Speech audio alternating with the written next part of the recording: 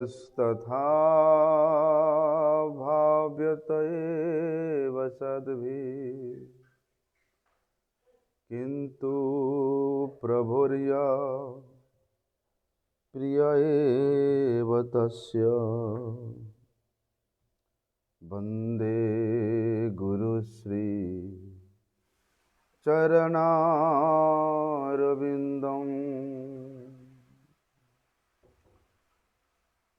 वाञ्छाकल्पतरुर्भ्यश्च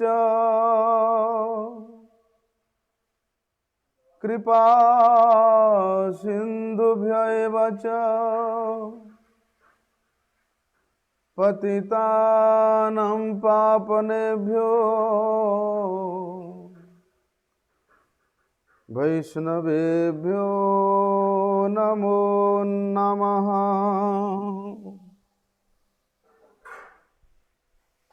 इसको बंद कर दिया हो गया, इतना आवाज आ रही है।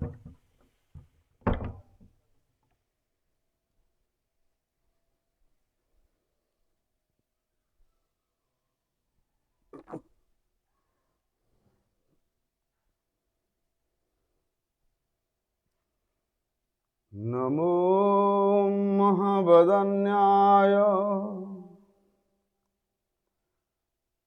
कृष्ण प्रेम प्रदायते कृष्णाय कृष्ण चैतन्य नामिने गौरत्विषे नमः। हे कृष्णा करुणा सिंधु दीनबंधो जगतपते गोपेश गोपिका कांत राधाकांत नमोस्तुते। तप्त कांचन गौरांगी राधे वृंदावनेश्वरी वृषभानुसुते देवी प्रणमामि हरिप्रिये। भक्त्या विहीनामपराधलक्ष्यै क्षिप्ताश्च कामादितरङ्गमध्ये कृपामयि त्वां शरणं प्रपन्नं। वृन्दे नमस्ते चरणारविन्दम्।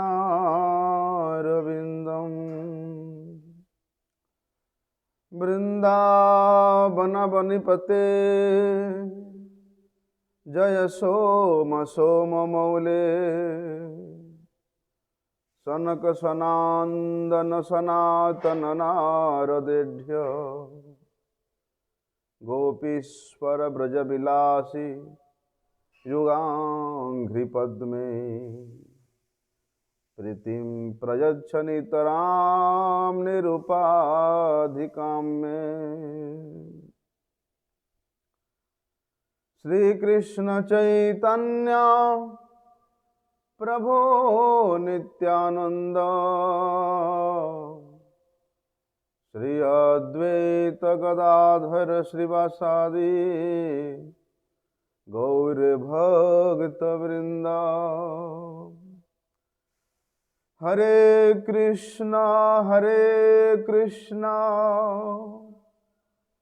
कृष्ण कृष्ण हरे हरे हरे राम राम राम हरे हरे। पतित पावन परम करुणामय परम आराध्यतम गुरुपाद पद्म नित्य लीला प्रविष्टम विष्णुपाद परमहंस परिव्राजकाचार्यम अष्टोत्तर शत श्री श्रीमद शिल भक्ति वल्लभ तीर्थ गोस्वामी गुरु महाराज जी के श्री अभय चरण कमल में अनंत कोटि साष्टांग दंडवत प्रणाम करते हुए उनकी अहेतु की कृपा प्रार्थना करता हूँ। परम आराध्यतम शिक्षा गुरुपाद पद्म नित्य लीला प्रविष्टम विष्णुपाद परमहंस शिल भक्ति विज्ञान भारती गोस्वामी महाराज जी के चरण कमल में अनंत कोटि साष्टांग दंडवत प्रणाम करते हुए उनकी अहेतु की कृपा प्रार्थना। आज श्री चतुर्दशी तिथि है। आज की तिथि फाल्गुन मास के कृष्ण पक्ष के चतुर्दशी तिथि। क्या हुआ था? ये तिथि भगवान शिव जी को बड़े ही प्रिय तिथि है, बड़े ही प्रिय तिथि है। इसलिए शिव जी भी कोई कहते आज के तिथि में प्रकट हुए थे, कोई आज के तिथि को शिव जी के विवाह के उपलक्ष्य में भी मनाते हैं। शिव जी भगवान श्री कृष्ण के इच्छा से ही प्रकट हुए। क्यों? लेकिन शिव जी के ये तत्व बड़े ही रहस्य है। मनुष्य जीवन के यदि परम लक्ष्य को प्राप्त करना चाहते हो, भगवान से अपने संबंध को वास्तविक रूप से जानना चाहते हो, तो ये शिव तत्व को जानना अति आवश्यक है। हम लोग तो केवल शिव जी के स्वरूप के बदले में लिंग आकार में उनका पूजन करते हैं, परंतु शिव जी के अनेक नाम है, अनेक रूप है। शिव जी को शंकर भी कहते हैं, शंभु भी कहते हैं, महेश भी कहते हैं, परंतु अपने मूल रूप में ये शिव जी गोपेश्वर महादेव है। और इनका कार्य क्या है? ये भक्ति राज्य के द्वारपाल है।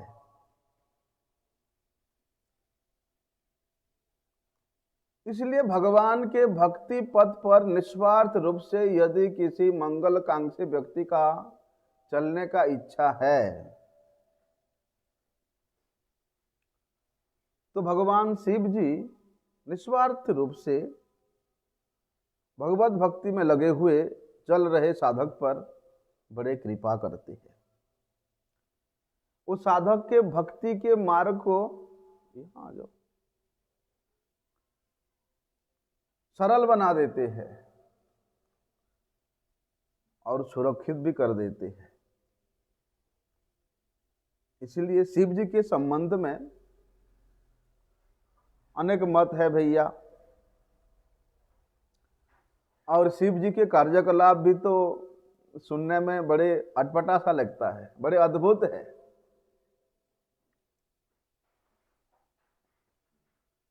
देखो, शिव पुराण के अनुसार यदि हम लोग शिव जी के तत्व को श्रवण करेंगे तो शिव पुराण में शिव जी को ही परम ईश्वर के रूप में वर्णन किया गया है।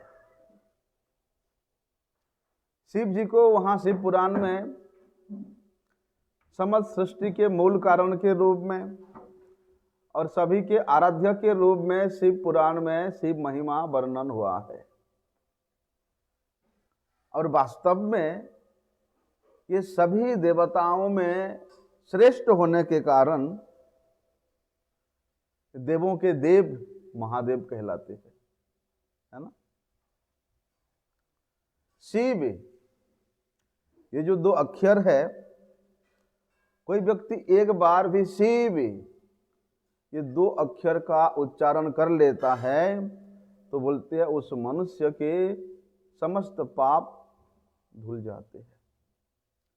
इसलिए शिव शब्द का अर्थ है परम मंगलमय, मंगलमय। कई बार शिव जी में ऐसे विरोधी गुणों को भी देखने को मिलता है। जैसे क्या करते हैं शिव जी, अपने शरीर में श्मशान का जो चीता है उसका भस्म को लगाते हैं, गले में नर मुंडों की माला भी धारण करते हैं। और तो भैया सर्प, उनके आभूषण क्या है? सर्प। वे सर्पों से सुशोभित होते रहते हैं। और कहाँ रहते हैं? जो सबसे अपवित्र स्थान है उस श्मशान में उनका वास होता है। परंतु देखो, बाहरी दृष्टि में देखने से कैसा लगता है? अरे चीता का भस्म लगाना, नर मुंडों की माला पहनना, सर्पों की आभूषण को गले में लटका के रखना, श्मशान में रहना। लेकिन देखो वही शिव जी का कितना अधिक महिमा है कि उनके चरणों में गिरा हुआ जो निर्माल्य है उसको भी ब्रह्मा आदि देवताओं ने अपने शीश पर धारण करके अपने आप को धन्य समझते हैं। इसीलिए शिव जी का तत्व भैया बड़े अटपटा है। देखिए शिव जी बहुत थोड़े से प्रयास से प्रसन्न हो जाते हैं, है ना। हमारे गुरुजी एक बड़े सुंदर बात करते थे कि एक दिन एक शिकारी व्याध जंगल में शिकार करने के लिए गया, लेकिन उसको अधिक परिश्रम करने पर भी किसी शिकार उसको प्राप्त नहीं हुआ। शाम हो गया, दौड़ते थकते एक सरोवर के किनारे में जाकर के बिना कुछ खाए पिए उस किनारे में उस वृक्ष के नीचे में और रात्रि व्यतीत कर दिया। पूरे दिन कुछ नहीं खाया तो नींद कहां से आएगा? अनिद्रा रहा। दैव योग से जिस वृक्ष के नीचे वो बैठा था, अपना समय व्यतीत कर रहा था, वो एक बेल का वृक्ष था।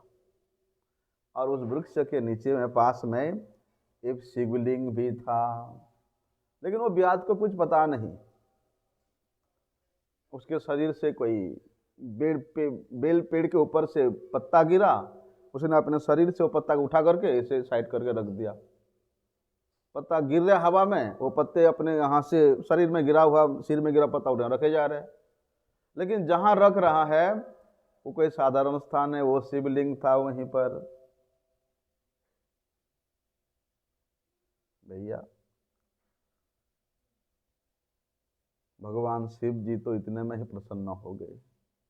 था वो व्याध, जीव जंतु का शिकार करके अपने पेट पोषता था, लेकिन देखो अनजान में भी शिव जी के ऊपर, शिवलिंग के ऊपर पत्ते रखे जा रहे, हटाए जा रहा है अपने शरीर से। उसी से भगवान शिव जी प्रसन्न हो गए।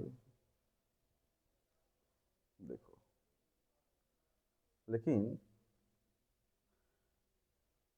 बोलते हैं गंगा जी का जल और बिल्व वृक्ष का पत्र शिव जी को अत्यंत प्रिय है।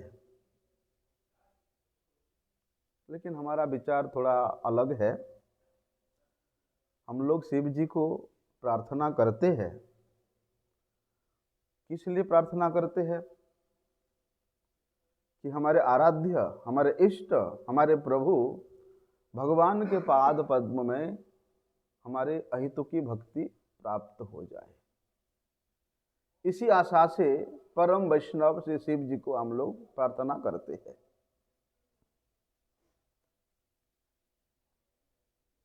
शिवलोक की प्राप्ति करने के लिए नहीं।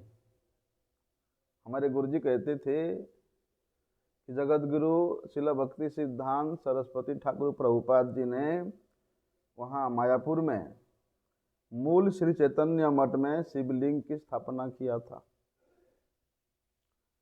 और जो 4 वैष्णव संप्रदाय है उनके अंतर्गत जो विष्णु स्वामी संप्रदाय है, इनके मूल गुरु कौन है? भगवान रुद्र। हमारा संप्रदाय गौड़ीय संप्रदाय का मूल ये ब्रह्मा जी से आया है, भगवान श्री कृष्ण से आया है, और मध्वाचार्य इसका प्रमुख आचार्य हुए हैं। उसी प्रकार लक्ष्मी देवी से चतुसन रामानु संप्रदाय आया। ब्रह्मा जी के जो 4 मानस पुत्र हुए उनसे निम्बार्क संप्रदाय आया। तो देखो, जो भी है भगवान शिव जी आशुतोष है, बड़े थोड़े से प्रयास से भी प्रसन्न हो जाते हैं। आशुतोष मतलब बहुत शीघ्र संतुष्ट हो जाते हैं। लेकिन सृष्टि के संहार का कार्य भी करते हैं। हाँ? जिस कृपा दृष्टि से अपने भक्त के कार्य बहुत जल्दी सिद्ध कर देते हैं, बल्कि उसी तीसरी आंख के दृष्टि से वे इस जगत का संहार भी कर देते हैं। कामदेव, उनको मोहित करने के लिए प्रयास किया था, लेकिन कामदेव भी शिव जी के क्रोध दृष्टि से भस्म हो गया था। लेकिन देखो कैसा लीला है, जो कामदेव अपने स्वरूप दिखलाने के लिए, जगत के कल्याण के लिए भगवान शिव के ये तीसरे आंख को खोलने का प्रयास किया था, लेकिन भस्म हो गया। बोलते हैं जब भगवान विष्णु मोहिनी रूप धारण किए, उस मोहिनी के पीछे पीछे, अच्छा मोहिनी रूप में मोहित होकर के पार्वती जी के सामने ही उस मोहिनी के प्रति कामासक्त होकर के उनके पीछे पीछे दौड़ते हैं। देखिए कैसे, कहाँ भगवान राम की शक्ति सीता जी को चुराने वाले रावण को वरदान देते हैं। कौन सा खड्ग था वो? चंद्रहास खड्ग प्रदान करते हैं। और इधर से हनुमान जी, राम जी के परम भक्त हनुमान जी के रूप में हमेशा उनका सेवा करते रहते हैं। कौन समझे इनके तत्व को? और उधर से कैलाश पर्वत में समाधि लगा करके बैठकर क्या करते हैं? भगवान श्री कृष्ण के उन अष्टकाल लीलाओं का आस्वादन करते हैं। तो कहाँ भूत पिशाच हैं, प्रेत, इनको परिकर बना करके उनकी सभा में बड़े बड़े आनंद से विराजमान होते हैं। तो शिव जी का ऐसा अद्भुत चरित्र भैया, वास्तव में ये मोहित करने वाला है। लेकिन शिव जी कौन है? क्या शिव जी स्वयं भगवान है, या भगवान श्री कृष्ण के, या भगवान श्री राम के भक्त है? क्या वे भगवत भक्त है या जीव तत्व है? इन सब तत्वों को हम लोगों को जानना चाहिए। शास्त्रों में हमारे गोस्वामी गणों ने इन शिव तत्व के ऊपर में विशद वर्णन किया है। इसलिए शिव जी के तत्व को यदि समझना चाहते हो तो हमारे उन पूर्व आचार्यों के द्वारा जिस विचार का स्थापना हुआ है उसका अनुसरण करना पड़ेगा। गुरुजी कहते थे कि ये जो संप्रदाय है, संप्रदाय विहीनाये मंत्रास्ते निष्फला मताः अतः कलो भविष्यन्ति चत्वरः संप्रदायिनः श्री ब्रह्म रुद्र सनकः वैष्णवः क्षितिपावनः। बोलते शिव जी उस संप्रदाय के मूल है जिस संप्रदाय से मंत्र लेने से कभी निष्फल नहीं होता, विष्णु स्वामी संप्रदाय। तो इस प्रकार जिस प्रकार शिव जी परम वैष्णव है, केवल भगवान विष्णु का ही आराधक है, प्रपूजक है, उसी प्रकार ये चार वैष्णव संप्रदाय के अंतर्भुक्त जितने आचार्य गण हैं वे भी मूल रूप से भगवान श्री कृष्ण चंद्र का ही भक्त है। लेकिन कहते हैं ये चार संप्रदाय से विहीन होकर के यदि आप अन्यत्र कहीं से शिष्यत्व ग्रहण करते हैं या मंत्र ग्रहण करते हैं तो वो निष्फल हो जाता है। कली युग में केवल ये चार संप्रदायों को ही शास्त्रों में ग्रहण किया गया है। वास्तव में लोग बोलते हैं अरे संप्रदायों का अर्थ संकीर्णता है, उसमें एक जगह बंधे हुए हैं। हमारे हिंदुओं के धर्म में बोलते 33 कोटि देवता है, तो हम 33 कोटि नहीं होने से 20, 50, 100, 200 देवताओं का आराधना कर सकते। एक संप्रदाय में बंद करके केवल हम श्री कृष्ण आराधना क्यों करें? तो लोग सोचते हैं कि संप्रदाय में मंत्र लेने का मतलब है कि संकीर्णता हो जाना। संप्रदाय का वास्तविक अर्थ ऐसा नहीं है, और वास्तव में ऐसा अर्थ कोई निकालता है तो ये तो विचार है। सम्यक रूप से उस भगवत तत्व ज्ञान जहां से प्राप्त होता है, जिस गुरु परंपरा के माध्यम से उस भगवत तत्व, जीव तत्व, माया तत्व का ज्ञान प्राप्त होता है, वही संप्रदाय है। भगवान से ज्ञान गुरु परंपरा के माध्यम से हम तक पहुंचता है। कृष्ण हईते चतुर्मुख, हये कृष्ण सेवन्मुख, ब्रह्मा हईते नारदेर मति। तो इस प्रकार का धारा है ये रुद्र संप्रदाय। रुद्र कौन है? स्वयं शिव जी है, और शिव जी तो भैया महान वैष्णव है, वैष्णव श्रेष्ठ है। श्रीमद् भागवत में बताया है कि निन्मगानाम यथा गंगा देवानाम अच्युतो यथा वैष्णवानाम यथा शंभु पुराणानाम इदम तथा। जैसे सभी पुराणों में श्रीमद् भागवत पुराण सर्वोत्तम है। जितनी भी नदियां हैं उन तमाम नदियों में श्री गंगा जी श्रेष्ठ है, और देवताओं में भगवान अच्युत श्री हरि श्रेष्ठ है। उसी प्रकार वैष्णवों में शंभु भगवान शिव जी सर्वश्रेष्ठ है। वैष्णव मतलब जिन्होंने केवल और केवल भगवान विष्णु का ही आराधना किया, वे वैष्णव है।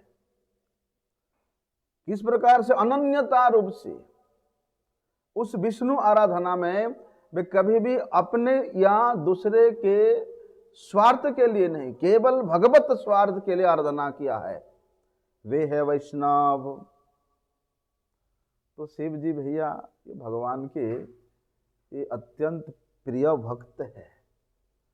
और यदि भक्ति प्राप्त करना चाहते हो तो हमारे गोस्वामीगण कहते हैं कि भक्तिस्तु भगवद भक्त संगे न परिजायते, कि भगवद भक्तों की संग से ही भक्ति प्राप्त होती है। और शिव जी ठहरे परम भक्त। यदि शिव जी का संग करोगे तो क्या क्या मिलेगा? नित्य निरंतर भागवत की कथा श्रवण करने को मिलेगा। प्रत्येक अवस्था में शिव जी भगवान के लीला कथाओं का ही गुणगान करते रहते हैं। हमारे गुरुजी कहते थे कि जब ब्रजमंडल परिक्रमा होता या नवद्वीप परिक्रमा होता तो सबसे पहले क्या करना पड़ता है कि सब जगह में जो क्षेत्रपाल शिव जी है, क्षेत्रपाल मतलब उस क्षेत्र के वे राजा हैं, उस क्षेत्र के वे रखवाल है। तो उन शिव क्षेत्रपाल शिव जी के कृपा प्रार्थना करना पड़ता है। बिना शिव जी के कृपा से धाम का दर्शन नहीं हो सकता, धाम में प्रवेश नहीं हो सकता। भगवान ने स्वयं कहा है कि शिव जी के कृपा के बिना मेरे धाम में किसी का प्रवेश नहीं मिल सकता है। देखिए, जब हम लोग नवद्वीप धाम परिक्रमा में जाते हैं तो वहाँ सरस्वती जी के किनारे में क्षेत्रपाल शिव जी विराजमान है। नवद्वीप शहर में प्रवेश करते ही वहाँ पर भी भगवान शिव तो अपने शक्ति सहित विराजमान है। उनको दर्शन करते हैं, प्रणाम करते हैं, उनकी कृपा प्रार्थना करते हैं, तब धाम दर्शन होता है, धाम परिक्रमा होता है।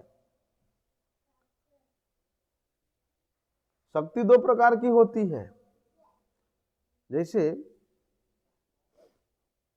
जगत के लोग क्या करते हैं, अपनी इच्छा को पूर्ति करने के लिए शक्ति का उपासना करते हैं।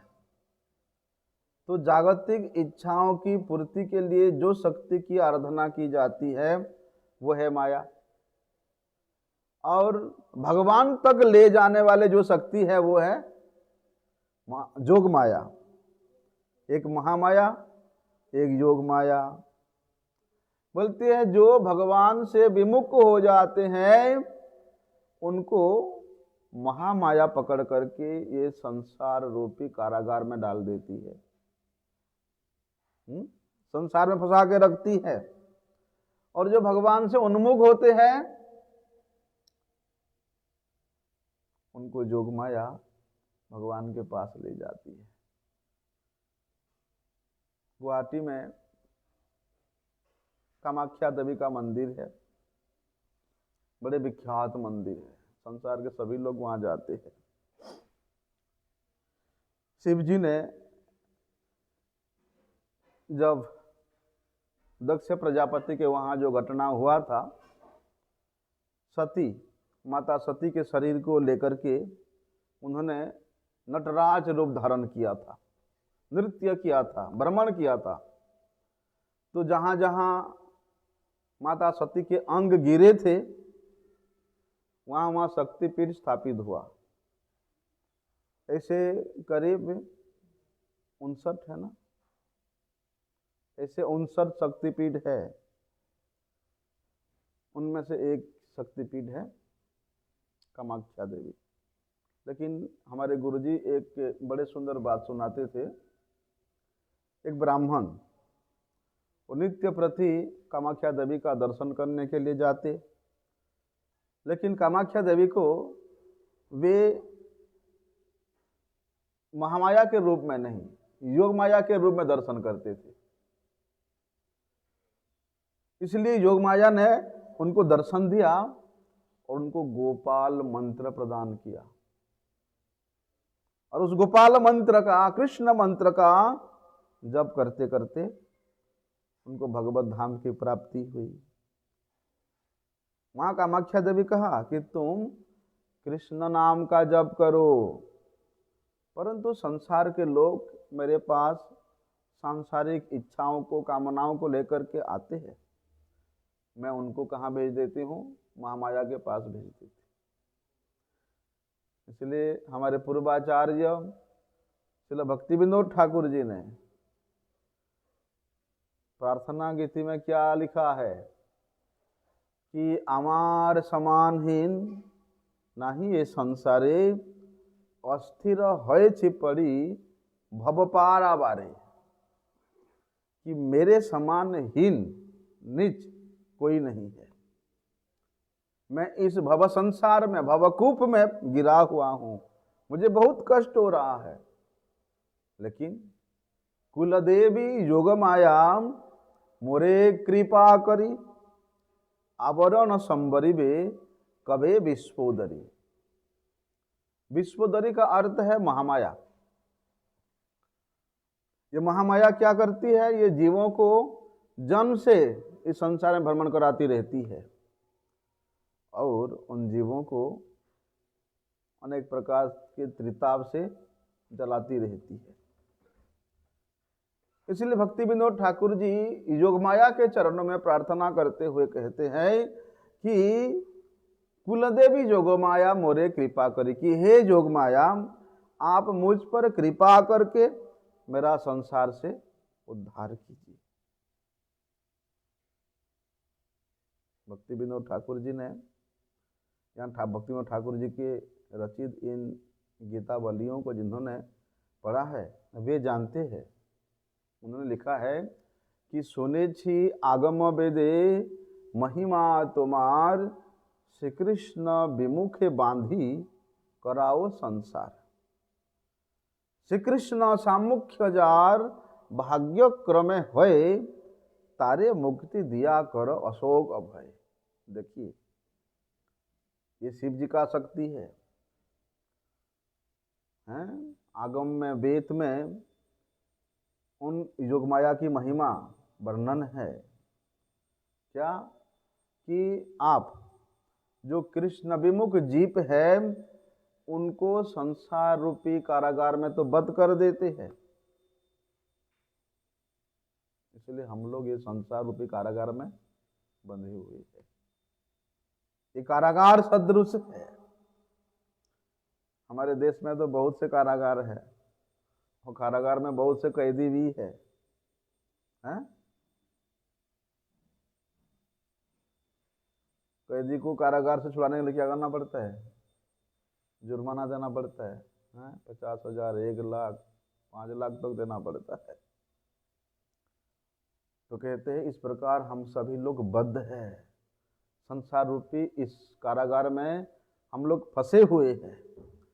भगवान कृष्ण से विमुख होने के कारण संसार की वस्तुओं को हम लोग इच्छा करते, कामना करते हैं।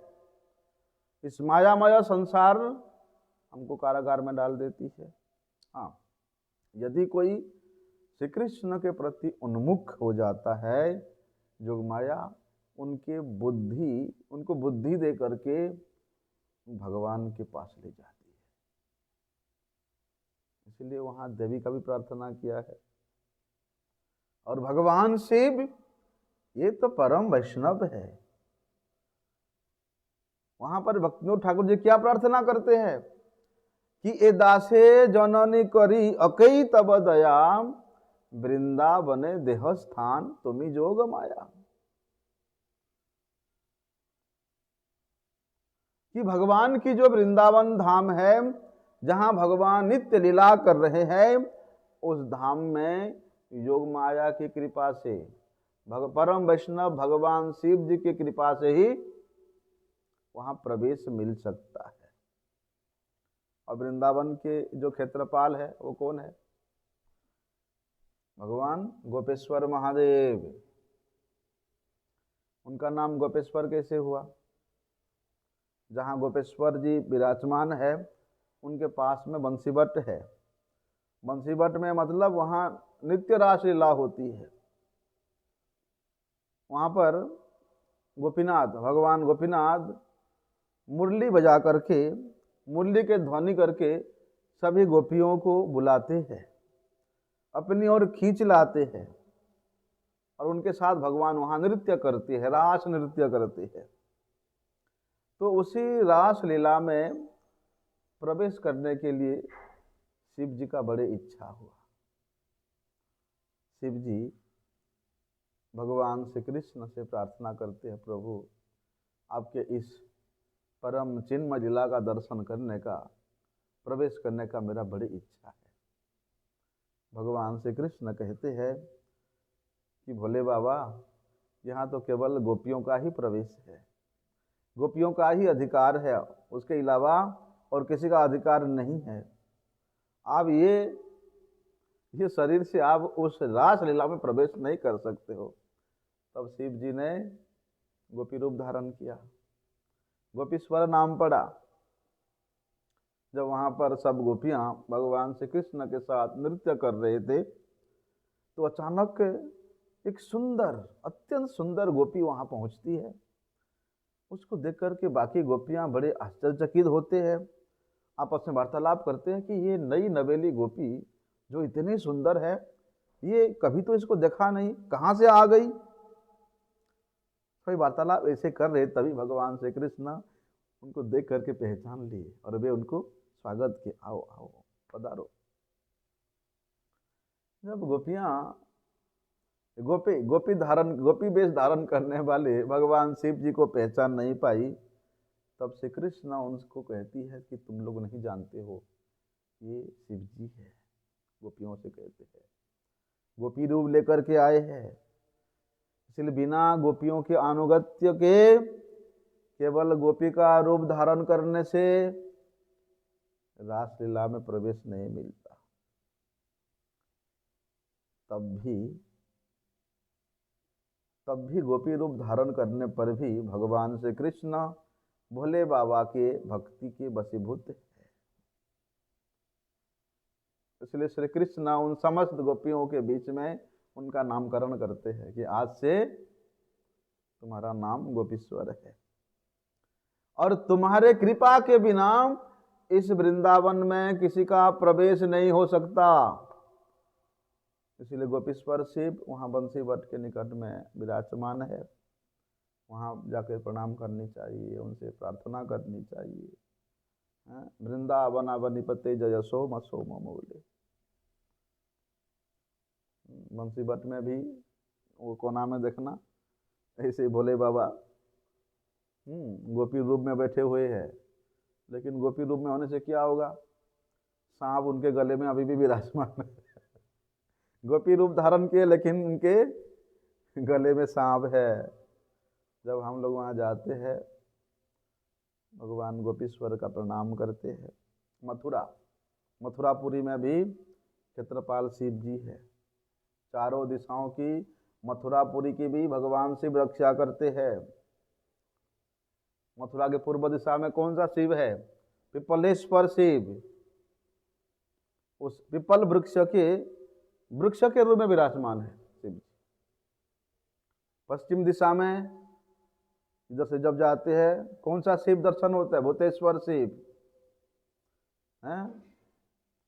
उत्तर दिशा में गोपीश्वर और दक्षिण दिशा में वहाँ रंगेश्वर महादेव जी विराजमान है। कि इन सब के कृपा के बिना प्रवेश नहीं मिलता। आप गोकुल में जाओ, वहाँ मैया की चिंता को हरण करने वाले चिंताहरण महादेव विराजमान है। वहाँ नंदगांव में जाओ, वहाँ आशेश्वर बाबा विराजमान है। तो ये संपूर्ण ब्रजमंडल में चारों दिशाओं में शिव जी का मंदिर घिरा हुआ है। शिव जी के द्वारा ये ब्रजमंडल संरक्षित है। परिक्रमा के समय में हमारे गुरुजी सभी भक्तों को लेकर के उन सभी शिव जी के पास जाते थे, वहाँ विशेष उनका प्रणाम पूजा इत्यादि करके फिर परिक्रमा करते थे।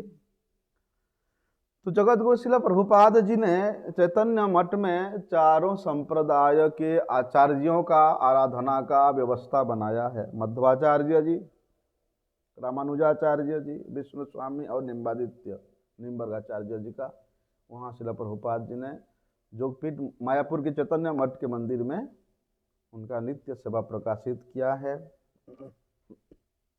और उनके आविर्भाव पीठ जगन्नाथपुरी में जहाँ श्री चैतन्य गौड़ीय मठ है, वहाँ पर भी 4 वैष्णव आचार्य है। उनमें से जो रुद्र विष्णु स्वामी संप्रदाय वो भी वहाँ विराजमान है। इसी प्रकार नवद्वीप में शिव जी क्षेत्रपाल रूप में विराजमान है। जब नवद्वीप परिक्रमा करते करते हम लोग रुद्रद्वीप में जाते हैं, वहाँ का महात्म्य सुनते हैं।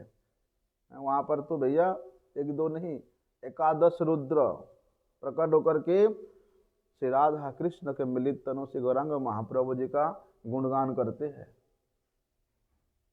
गौरांग महाप्रभु जी का नाम लेते लेते एकादश नृत्य रुद्र वहां पर नृत्य कीर्तन करते हैं। ऐसा गोद्रुम द्वीप, मायापुर परिक्रमा कर जब गोद्रुम द्वीप में जाते हैं, वहाँ हरिहर क्षेत्र आता है, बड़ा सुरम्य स्थान है, वहाँ जो प्रणाम करते हैं। इसी प्रकार जिस धाम में भी जाओगे वहाँ शिव जी विराजमान है, उनके कृपा के बिना उस धाम में प्रवेश नहीं मिलता। क्यों? ये भगवान के अत्यंत प्रिय है, अत्यंत प्रिय गुरु भी है। साक्षात् धरित्वेन समस्त शास्त्रैः रुक्तस्तथा भाव्यत एव सद्भिः किंतु प्रभोर्य प्रिय एव तस्य वंदे गुरु श्री चरणारविंद। गुरु ये भगवान से अभिन्न है। एक विचार से तो ये भगवान के अत्यंत प्रिय है, और शिव जी भी भगवान के अत्यंत प्रियतम है। देखो इतना प्रियतम है, भुवनेश्वर में बिल्डिंगराज के रूप में विराजमान है, और भगवान जगन्नाथ जी कृपा करके अपनी प्रसाद नित्य प्रति वहां भेजते हैं। और वहां शिव जी का भी संकल्प है, जगन्नाथ जी के प्रसाद के अलावा हम कुछ भी ग्रहण नहीं करेगा। हरिहर क्षेत्र में भी उनकी कृपा लेना पड़ती है, और हरिहर क्षेत्र का तो महिमा शास्त्र में इतना वर्णन है कि वाराणसी से भी अधिक महिमा हरिहर क्षेत्र का है। इसीलिए उस जगह को महावाराणसी भी कहते हैं। वहाँ पर शिव जी हमेशा बैठकर क्या करते हैं? गौरांग महाप्रभु जी के गुणगान कीर्तन करते हैं। पंचमुख में वे हमेशा राम नाम का गुणगान करते हैं। नवद्वीप परिक्रमा करते करते जब सीमंत द्वीप में जाते हैं, वहाँ बिल्वपक्ष नाम का एक स्थान है, और वहाँ भी पंचमुखी शिव जी विराजमान है। यहाँ ब्रजमंडल में जो बिल्व वन है, ये बिल्वन और वहाँ का ये बिल्व वन में किसी प्रकार का कोई पार्थक्य नहीं है। ब्रज धाम में जैसे 12 वन है, बोलते वे सभी वन नवद्वीप में भी विराजमान है। बेल के पत्र में कुछ ब्राह्मणों ने बेल पत्तों से शिव जी की 15 दिन तक, 15 दिन मतलब एक पक्ष तक आराधना किया। और चतुसन संप्रदाय के जो मूल आचार्य है निम्बादित्य निम्बार्काचार्य, वे भी उन ब्राह्मणों में से एक थे। वे भी एक पक्ष तक बिल्व पत्र दे करके, निराहार रह करके, निर्जला रह करके शिव जी का आराधना किया था। शिव जी ने उनको दर्शन दिया।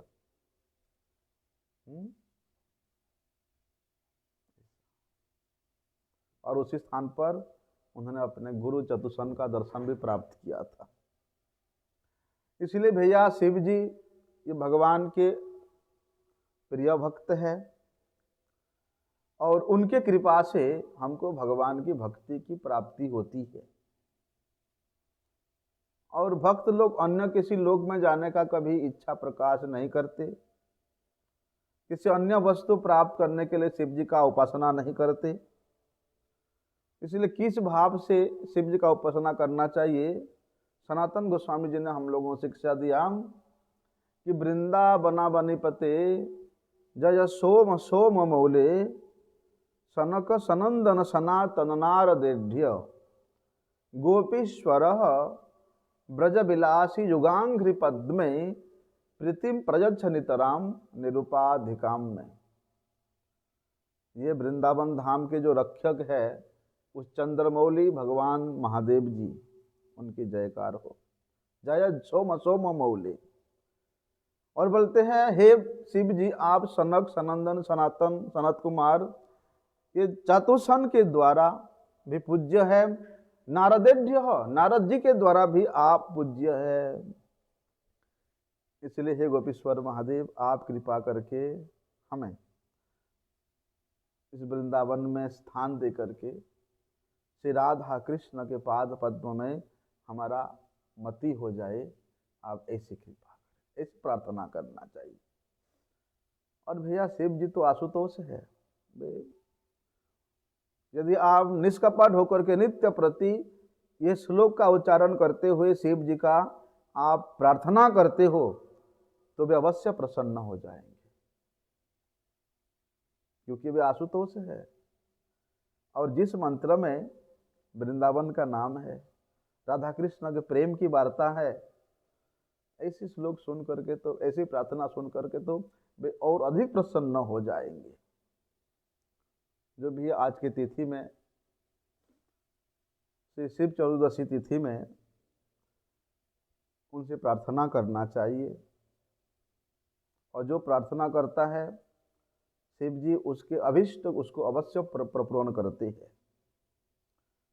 इसलिए जब अवसर मिला है साल में एक बार, तो इसको नहीं गंवाना चाहिए। शिव जी हमको वैष्णव रूप में दर्शन देते हैं, इसलिए वैष्णवों की तिथि में कुछ नहीं खाने पीने का ऐसा कुछ विधान नहीं है, बरं वहाँ तो महोत्सव करना चाहिए। है? केवल खाना पीना छोड़ देने से उपवास नहीं होता है, उनके समीप वास करने का नियम है। नहीं खा करके पेट का चिंता करते रहोगे, हाय हाय आज सुबह नाश्ता में कुछ नहीं मिला, अब तो मैं मर जाऊंगा, दोपहर में थोड़ा सा फल खा करके कैसे रहूंगा। उपवास का ये अर्थ नहीं है। उपवास का वास्तविक अर्थ हरिभक्ति विलास में बतलाया है, क्या कि सब समय भगवान का चिंता करना, भगवान के नाम के साथ उनके निकट वास करना, यही उपवास का वास्तविक अर्थ है। इसलिए भगवान की आराधना यदि आप इस प्रकार निष्कपट रूप से करोगे तो शिव जी सबसे अधिक प्रसन्न होंगे। शिव जी को बड़े आनंद की प्राप्ति होता है यदि कोई भक्त भगवान का सेवा पूजा आराधना भजन कीर्तन करता है तो। इसलिए सब समय सुबह से लेकर रात्रि तक आप जो भी क्रिया करते हैं, संसार के लोग केवल जागतिक लाभ प्राप्त करने के लिए करते हैं, परंतु शिव जी के पास हम लोग ऐसी प्रार्थना लेकर के नहीं जानी चाहिए। अवश्य यदि कोई मांगता है कि भले बाबा मुझे अच्छा स्त्री की प्राप्ति हो, कोई कहता है मुझे सुंदर वर की प्राप्ति हो, मेरा ऐसा ऐश्वर्य प्राप्ति हो, मेरा ऐसा सम्मान प्राप्ति हो, मेरा ऐसा प्रतिष्ठा प्राप्ति हो, शिव जी पूर्ण करते हैं। लेकिन भक्त को इस प्रकार के प्रार्थना लेकर के शिव जी के पास निवेदन नहीं करना चाहिए। हाँ, हमारा किस प्रकार से श्री राधा कृष्ण के चरण कमल में प्रेम हो जाए, तो ऐसे सर्वोत्तम प्रेम जिसके प्राप्ति करने के उपरांत दूसरा कोई वस्तु की प्राप्ति की आवश्यकता ही नहीं रहती। हमने गुरु जी के मुख से सुना, वो दाक्षिणात्य का ब्राह्मण शिव जी का परम भक्त था, बड़े गरीब था बेचारा, किसी प्रकार परिवार चलता था और शिव जी का आराधना करता था इस अभिलाषा से कि शिव जी कुछ धन दे दे, मेरा परिवार अच्छा से चले, मेरे कन्या का विवाह अच्छी से हो जाए। एक दिन शिव जी प्रसन्न होकर के सपने में बोलते हैं, तुमको धन चाहिए? कहते मैं तो खुद ही श्मशान में रहने वाला फक्कड़ बाबा हूँ, मेरे पास कहाँ है, तुम चले जाओ वृंदावन में, वहाँ जमुना के किनारे में मदन टीला है, वहाँ पर एक महात्मा है, एक बाबा वहाँ रहते हैं जिसका नाम सनातन है, उनके पास बहुत से धन है, मेरे बात कहना कि भोले बाबा ने, शिव जी ने कहा है वो तुमको दे देंगे। भैया वहाँ से दाक्षिणात्य से किसी ब्राह्मण चल चल के वृंदावन आए, आकर के उस टीला के ऊपर जा करके पूछे सबसे कि वो बाबा कहाँ है, संधान मिला, बाबा से मिले, और शिव जी का जो संदेश है सुनाया। सनातन गोस्वामी कहते, अरे मैं लेंगुटी पहन के रहने वाला बाबा, जमुना जी का जल पी करके जीवन धारण करने वाला बाबा, मेरे पास बहुत से धन है और वो तुमको देने के लिए शिव जी ने भेजा है। शिव जी बोले हैं तो कुछ ना कुछ जरूर होगा। तब उनके ध्यान में आया, अरे एक तो स्वर्ष मणि था मेरे पास, लेकिन वो तो मैं कितने दिन पहले उसको उधर फेंक दिया, जमुना के किनारे कहीं पड़ा होगा झाड़ियों में। जाओ ढूंढो, मिलेगा तो ले लो। स्वर्ष मणि का बात सुन करके वे ब्राह्मण जा करके ढूंढने लगा। भैया सारे पत्ते फत्ते इधर उधर से हटा हुटी के मिल गया। स्वर्ष मणि प्राप्त होते ही वह ब्राह्मण इतना प्रसन्न हुआ कि सनातन गोस्वामी जी के चरण में लोटपोट होने लगा कि प्रभु आपने तो मेरा दारिद्रता दूर कर दिया। सनातन गोस्वामी बोलते, ले जा, तुम्हारा काम में तो ले जा। ले करके जैसे टीला से नीचे उतरा, अरे स्वर्ष मणि जैसा अमूल्य रत्न ये बाबा ऐसे ही फेंक दिया है झाड़ियों में, मतलब इनके पास इससे भी बड़ा धन होगा। वापिस आया कि बाबा आपके पास इससे भी बड़ा धन है, वो मुझे चाहिए। स्वर्ष मणि तो आपके सामने नगण्य है कि आप फेंक दिया कितना महीना पहले, आपको पता भी नहीं है। इससे ही बड़ा धन क्या, रत्न क्या, वो दीजिए। सनातन गोस्वामी बोलते, अच्छा और बड़ा चाहिए तो एक काम करना पड़ेगा तुमको, पहले तो स्वर्ष मणि जमुना जी के बीच में फेंक के आओ।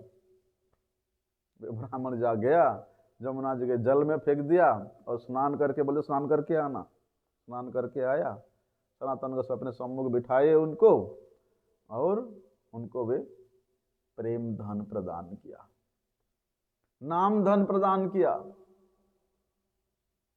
और वे प्रेम धन प्राप्त करने के लिए क्या, प्राप्त करने के बाद घर बार पुत्र कन्या के कोई याद रहता है, बस वहीं पर प्रेम में पागल हो गई। ऐसा इसलिए शिव जी के पास यदि हम लोग भगवत भक्ति भगवत प्रेम की प्रार्थना लेकर के जाएंगे तो फिर हमारा जीवन भी कृत्य कृत्य हो जाएगा, अन्य किसी वस्तु की आवश्यकता ही नहीं पड़ेगी। हमारे गुरुजी ने आज के दिन में श्रीमद् भागवत में वर्णित उस प्रसंग को सुनाते थे जहाँ चतुर्थ स्कंद में वर्णन है किस प्रकार से राजा दक्ष ने भगवान शिव का अपमान किया, वैष्णव अपराध किया, फलस्वरूप जिस जिस वस्तु को लेकर के उनको इतना अभिमान था कि मैं सुंदर हूँ, समृद्ध हूँ, धनवान हूँ, सबका राजा हूँ, वे सब के सब नष्ट हो गया। अंतिम में दक्ष को बकरी का सिर अपने सिर पे लगाना पड़ा।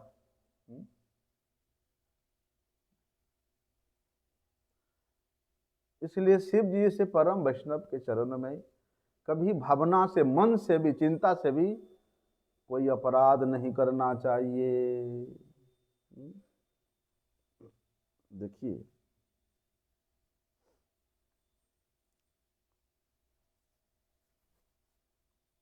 एक बड़े सुंदर बात है, प्रभुपाद जी प्रायः इस उपदेश को सुनाया करते थे कि सत्वम विशुद्धम वसुदेव शब्दितम यत् इर्यते तत्र पुमान अपावृतः सत्वे च तस्मिन् भगवान वासुदेवो यदक्षयो में मनसा विधीयते। वसुदेव, वसुदेव का अर्थ है अंतः, विशुद्ध अंतःकरण। जहां विशुद्ध अंतःकरण है वहीं पर ही भगवान का आविर्भाव होता है। इसलिए ऐसे विशुद्ध अंतःकरण युक्त भगवान शिव जी के चरणों में यदि हम लोग अपराध करेंगे, उनका निंदा करेंगे, निंदा सुनेंगे, तो हमारे अंतःकरण कभी शुद्ध होगा नहीं और वहां भगवान का प्रकट कभी होगा नहीं। इसलिए भगवान अप्राकृत है और अप्राकृत स्थिति में, अप्राकृत अंतःकरण में ही उनका आविर्भाव होता है। हरि बोल। जब किसी के मन में किसी प्रकार का कोई जागतिक अभिमान है, उस अपवित्र मन में भगवान आएंगे कभी नहीं, कोई संभावना नहीं है।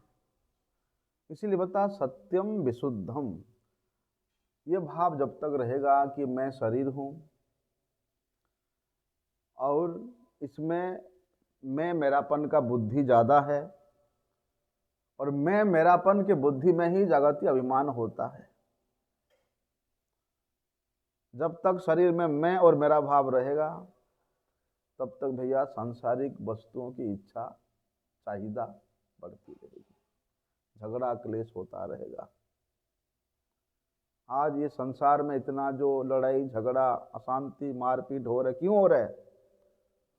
बस शरीर में मैं और मेरा बुद्धि के कारण। परंतु भगवान के उस नित्य गोलोक में ऐसी व्यवस्था नहीं है। वहां पर लोगों का अलग अलग स्वार्थ नहीं होता, वहां सबका एक ही स्वार्थ है, वो है कृष्ण, कृष्ण का सेवा, कृष्ण की दास्यता, कृष्ण की आनंद विधान, यही उनका स्वार्थ है। सभी वहां कृष्ण के वशीभूत है। बोलते जब सबके स्वार्थ अलग अलग होता है तभी वहां संघर्ष होता है।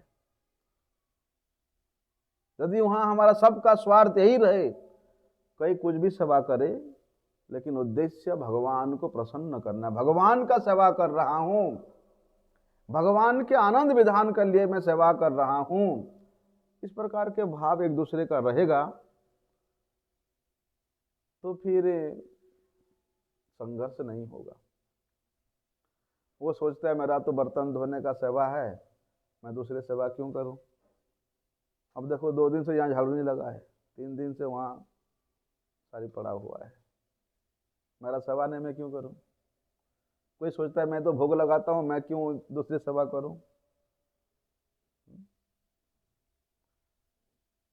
क्योंकि वहां अपना स्वार्थ है कि मैं अपना समय को भगवान के प्रीति के लिए क्यों व्यर्थ में बिताऊं, ऐसी भावना है हम लोगों का। इसी से भगवान प्रसन्न नहीं होंगे, इसी से हमारे अंतःकरण शुद्ध नहीं होगा। विशुद्ध अंतःकरण में भगवान की प्राप्ति होती है। जिनका विशुद्ध अंतःकरण है वे नित्य प्रति परम वैष्णवों का शासन को स्वीकार करते हैं, वैष्णवों के अनुगत्य को स्वीकार करते हैं और विशेष रूप से भगवान भोलेनाथ जैसे नित्य निरंतर श्री कृष्ण चिंतन में अपना संपूर्ण समय को व्यतीत करते हैं, वे उसी का अनुसरण करते हैं।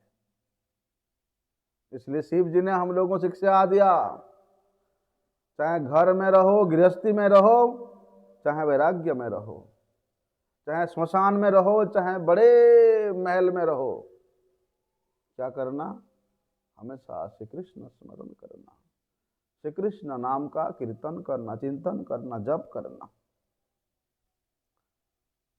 जो एक जागृत आत्मा है वो दूसरी सुषुप्त आत्मा को जगा सकती है, परंतु जो सोया हुआ आत्मा है वो दूसरे को कैसे जगा सकता है? जब खुद ही व्यक्ति मंगल आरती में सो रहा है तो दूसरे को कैसे जगाने जाएगा, है ना। इसलिए जीव अपनी चेष्टा से अपनी आत्मा तक को जागृत नहीं कर सकती है। सब सो रहे हैं तो कौन किसको जगाएगा भैया। किंतु यदि एक जागृत व्यक्ति है तो वे हजारों लोगों को जगा सकता है। इसी प्रकार ये शुद्ध भक्त हजारों लाखों करोड़ों जीवों का कल्याण कर सकता है, उद्धार कर सकता है। वसुदेव मतलब विशुद्ध अंतःकरण, उस विशुद्ध अंतःकरण में भगवान का आविर्भाव होता है।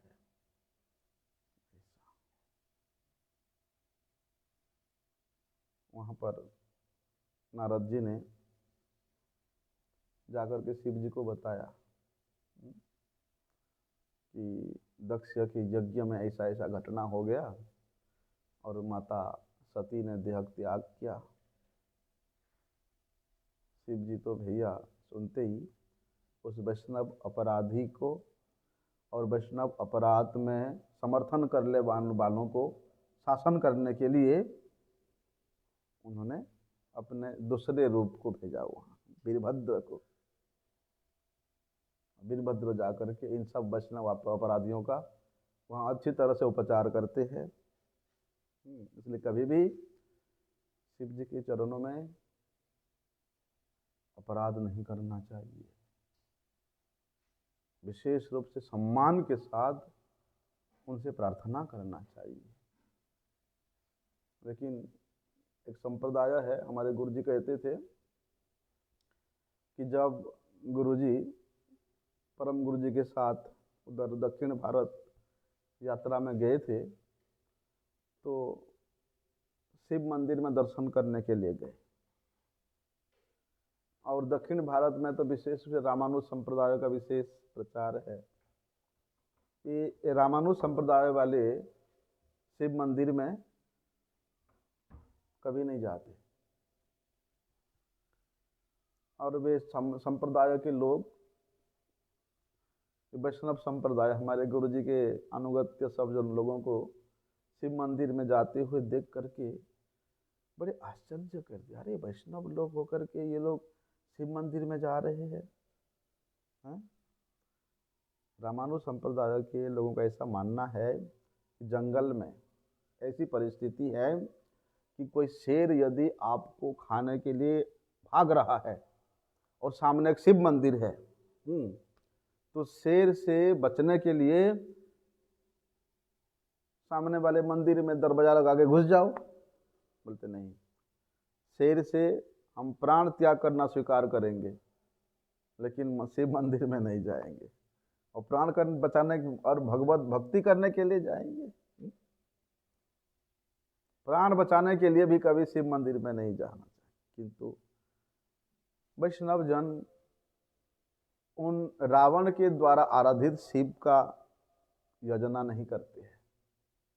आज हमने देखा, मेरे मन में आया था कि यहाँ बच्चे लोग रावण के द्वारा शिव जी का जो स्तुति किया हुआ था उस स्तुति को पाठ कर रहे थे और मैं वहाँ बैठे बैठे श्री रुद्र कवच पढ़ रहा था जिसमें 65 मंत्र था। तो तब मैं सोचा था, अरे रावण ने जिस भाव से, जिस शब्दों के द्वारा शिव जी का स्तुति किया था उसका अर्थ क्या है या उसका भाव क्या है। वैष्णव जन तो शिव जी के, रावण के द्वारा आराधित शिव का आराधना नहीं करते। वैष्णव जन तो गोपेश्वर शिव का आराधना करते हैं जो नित्य वृंदावन में विराजमान रह करके भगवत भक्ति रस में अपने आप को सराबोर करते रहते हैं। श्री कृष्ण प्रेम के समुद्र में अवगाहन करते रहते हैं। उन गोपेश्वर शिव का ही दर्शन करने जाते हैं, आराधना करते हैं, उनसे ही प्रार्थना करते हैं। जो भी आज